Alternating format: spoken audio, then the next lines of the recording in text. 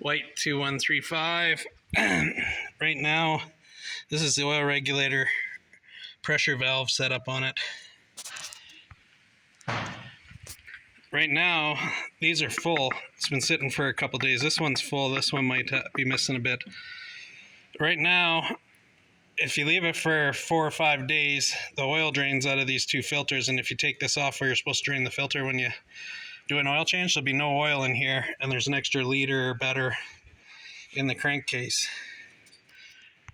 So I got a chop bag shoved down in here in case I lose any small parts. And then the oil pan on the floor. But there's a spring and this ball bearing and this seal. I think it's supposed to act like a poppet valve, oil pressure regulator housing, or a pressure relief type thing. And it's supposed to be anti-drain back rather than have anti-drain back like silicone flapper in the filter housing. I think this does it, is my understanding. I don't think it gives you a very good breakdown. Just says spring, ball, gasket, and seal. So either the seal, I think it's got a leak in it, or the spring's potentially broken. So I'm going to pop that off and just take a quick look. Okay, so there's the ball bearing. Literally looks like a ball bearing. And then the springs underneath here. It's not very springy, but it does spring a little bit. And then it's the top port. The bottom port must be open all the time.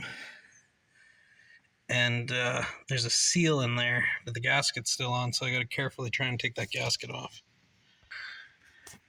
So anyways, yeah, it looks like I'll probably order this spring. It is got some spring still left in it, but yeah, I don't know.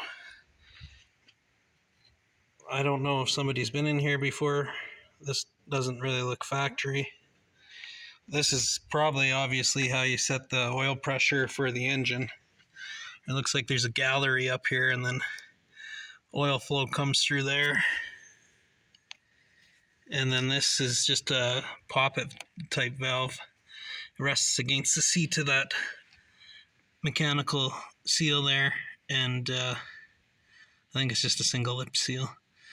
And then keeps the filter from bleeding down, I guess. But I was trying to take the gasket off, and it snapped it, so I'll have to clean this all off and see if I can get a gasket. If not, I got the stuff, I can make a gasket, the paper or whatever. So anyways, I'll have to order the parts because I'll probably get a new seal since it's right there, and I'll probably get a new spring. I think I seen online it was $9. So anyways, that's the scoop.